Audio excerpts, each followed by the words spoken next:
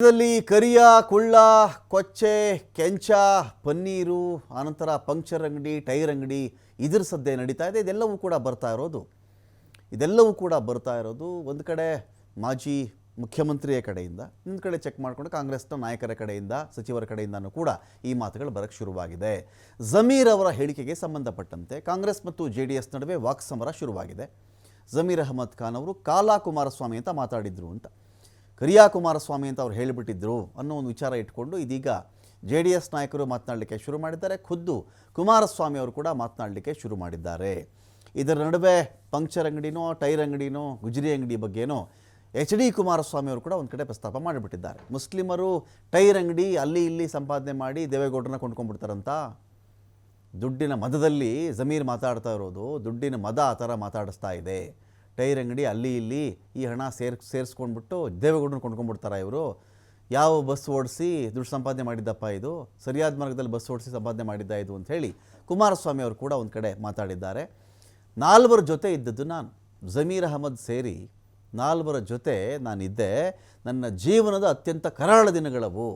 ಅವರನ್ನು ಈಗ ಕೆಸರು ಅಂತ ನಾನು ದೂರ ಇಟ್ಬಿಟ್ಟಿದ್ದೀನಿ, ಕೆಸರು ಅಂತ ಗೊತ್ತಾಯ್ತು ನನಗೆ, ದೂರ ಇಟ್ಬಿಟ್ಟಿದ್ದೀನಿ ನಾನು ಅಂಥೇಳಿ HDK ಒಂದು ಕಡೆ ಮಾತಾಡ್ತಾರೆ. ಇದೇ ಜಮೀರ್ ಅಹಮದ್ ಅವರ ಹೇಳಿಕೆಗೆ ಶಾಸಕ ಮಾಗಡಿ ಬಾಲಕೃಷ್ಣ ಕೂಡ ಸಮರ್ಥನೆ ಮಾಡ್ಕೊಳ್ತಾರೆ. ಕುಮಾರಸ್ವಾಮಿ ಅವ್ರಿಗೆ ಅವತ್ತು ಸುಮಾರು 20 ವರ್ಷಗಳ ಕಾಲ ಜೊತೆಲಿದ್ವಲ್ಲ, ಆಗ ಪನ್ನೀರ್ ಆಗಿಬಿಟ್ಟಿದ್ವಿ ನಾವು, ಇವತ್ತು ಕೊಚ್ಚೆ ಆಗಿಬಿಟ್ಟಿದ್ದೀವಿ. ಒಂದು ಕಾಲದಲ್ಲಿ ಅವರು ನಮ್ಮನ್ನು ತಬ್ಕೊಂಡಿದ್ರು, ಅಲ್ಲಿಗೆ ನಾವು ಕೊಚ್ಚೆ ಆದರೆ ಅವರಿನ್ನೇನು, ಅವರು ಕೊಚ್ಚೆನೇ ಅಲ್ವಾ. ನಮ್ಮ ಮುಂದೆ ಜಮೀರ್ ಅಹಮದ್ಗೆ ಕುಳ್ಳ ಅಂತ ಹೇಳಿದರು ಕುಮಾರಸ್ವಾಮಿ ಅವರು, ನನ್ನನ್ನು ಕೆಂದ ಅಂತ ಇದ್ರು, ಕೆಂಚ ಅಂತ ಇದ್ರು. ಇದೆಲ್ಲ ನಿಜ, ಇದೆಲ್ಲ ಸುಳ್ಳ, ಈ ಮಾತು ಸುಳ್ಳ, ಕೇಳಿ ಕುಮಾರಸ್ವಾಮಿ ಅವ್ರಿಗೆ ಹೋಗ್ಬಿಟ್ಟು ಅಂತ ಕೂಡ ಬಾಲಕೃಷ್ಣ ಅವರು ಮಾತಾಡಿದ್ದಾರೆ. ಈಗ ನನಗೆ ಅವ್ರು ಕುಳ್ಳ ಅಂತಾರೆ, ನಾನು ಕುಳ್ಳ ಇದ್ದೀನಿ, ನನ್ನ ಕುಳ್ಳ ಅಂತಾರೆ, ನಾವು ಕರಿಯೋಣ ಅಂತ ಅವತ್ತಿಂದ ಹೇಳ್ಕೊಂಡು ಬರ್ತಾ ಇದ್ದೀವಿ. ಈಗ ನಾನು ಅವತ್ತಿಂದ ಅವ್ರಿಗೆ ಪ್ರೀತಿಯಿಂದ ಕರಿಯೋಣನೇ ಅಂತ ಹೇಳೋದು, ಪ್ರೀತಿಯಿಂದ ಪದ ಬಳಸೋದು. ಪ್ರೀತಿ ಇಲ್ಲ ಸರ್, ಹಳೆ ಸ್ನೇಹಿತರು, ನಾವು ಸ್ನೇಹಿತರಾಗಿದ್ವಿ. ನಾವು ಬೇರೆ ಪಕ್ಷದಲ್ಲಿ ಇರ್ಬೋದು, ನಾವು ಬೇರೆ ಪಕ್ಷದಲ್ಲಿ ಇರ್ಬೋದು, ನಾನು ಬೇರೆ ಪಕ್ಷದಲ್ಲಿ ಇರ್ಬೋದು, ಹಳೆದೆಲ್ಲ ಮರೆಯೋಕ್ಕಾಗ್ತದ? ನಾ ಅವತ್ತಿಂದಲೂ ಕುಮಾರಸ್ವಾಮಿ ಅವ್ರನ್ನ ಕರಿಯಣ್ಣನ ಅಂತ ಇದ್ದಿದ್ದು, ಅದೇ ಹೇಳಿದ್ದೀನಿ, ತಪ್ಪೇನಿದೆ ಅದರಲ್ಲಿ? ನಾನು ಕರಿಯ ಅನ್ನಿಸ್ಕೊಂಡು ಇವ್ರ ಜೊತೆ ಕುಳ್ಳ ಅಂದ್ಕೊಂಡು ಏನು ಇದು ಮಾಡಲಿಕ್ಕೆ ನಾನೇನು ಆ ರೀತಿಯ ಒಂದು ವಾತಾವರಣದಲ್ಲಿ ಬಂದಿರೋವನ್ನ. ಇಲ್ಲಿ ಈ ಪ್ರಶ್ನೆ ಇದೆಯಲ್ಲ, ಅವರ ಮಾತುಗಳು ಅದು ಅವ್ರ ಸಂಸ್ಕೃತಿ ತೋರಿಸುತ್ತೆ.